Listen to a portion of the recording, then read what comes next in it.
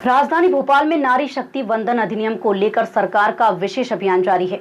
पूरे प्रदेश में 25 अप्रैल तक इसे पखवाड़े के रूप में मनाया जा रहा है।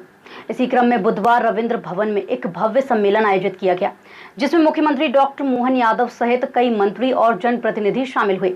कार्यक्रम में महिलाओं के अधिकार, सम्मान और सशक्तिकरण को लेकर सरकार की प्रतिबद्धता साफ नजर आई। भोपाल के रविंद्र भवन में आयोजित इस सम्मेलन में मुख्यमंत्री डॉक्टर मोहन यादव, मंत्री कृष्णा गौर, निर्मला भूरिया, संपतिया उइके समेत कई महिला जनप्रतिनिधियों की मौजूदगी रही। कार्यक्रम के दौरान नारी शक्ति वंदन अधिनियम को महिला सशक्तिकरण की दिशा में ऐतिहासिक और परिवर्तनकारी कदम बताया। वक्ताओं ने कहा कि यह कानून केवल आरक्षण तक सीमित नहीं है, बल्कि महिलाओं को निर्णय प्रक्रिया में भागीदारी देने का सशक्त माध्यम बनेगा। मुख्यमंत्री ने प्रधानमंत्री नरेंद्र मोदी के नेतृत्व की सराहना करते हुए इसे देश के भविष्य के लिए महत्वपूर्ण बताया।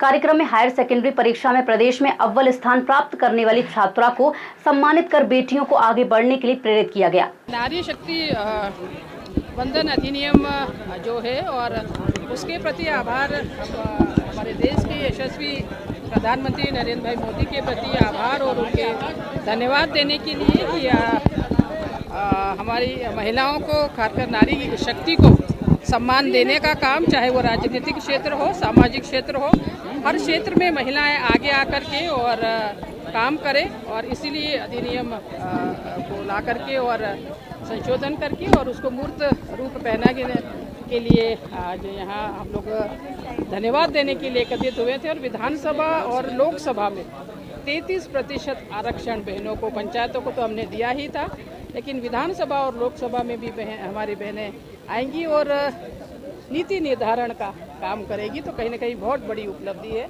इसके लिए आदरणीय नरेंद्र भाई मोदी को आभार, धन्यवाद। अपार प्रसन्नता है इस देश की मातृशक्ति के मन में अपने युग दृष्टा प्रधानमंत्री श्री नरेंद्र मोदी जी के प्रति, जिन्होंने इस देश की महिलाओं का सिर्फ सशक्तिकरण ही नहीं किया, राजनीतिक सशक्तिकरण ही नहीं किया, बल्कि इस देश की महिलाओं को उनका अधिकार दिलाने का भी काम किया है। निश्चित रूप से दशकों से सिर्फ चर्चा और प्रतीक्षा का विषय बना ये विधेयक 2023 में प्रधानमंत्री जी की दृढ़ इच्छा शक्ति के कारण ये लोकसभा और राज्यसभा में पारित हुआ था, लेकिन कुछ आवश्यक संशोधनों के साथ इसे और प्रभावी स्वरूप में अब इस 3 दिवसीय सत्र में प्रधानमंत्री जी के नेतृत्व में सरकार लेकर आई है।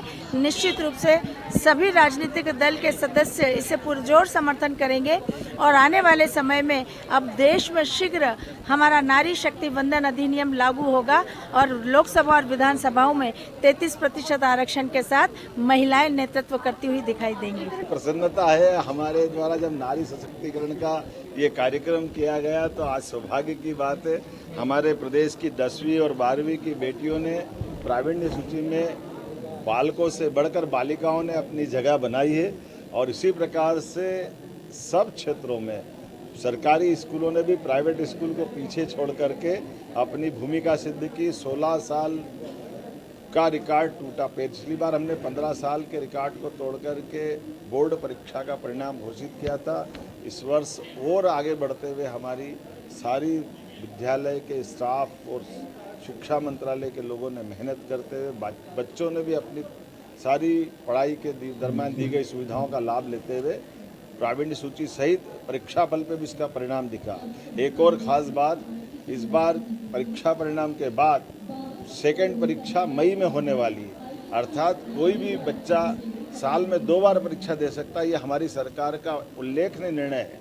मध्य प्रदेश के गठन के बाद का पहला ऐसा अवसर है जब हम अपने बच्चों को शिक्षा सत्र चालू होने के पहले बोर्ड की परीक्षा में भी 2 बार मौका दे रहे हैं। ये माननीय प्रधानमंत्री की 2020 की शिक्षा नीति का परिणाम है।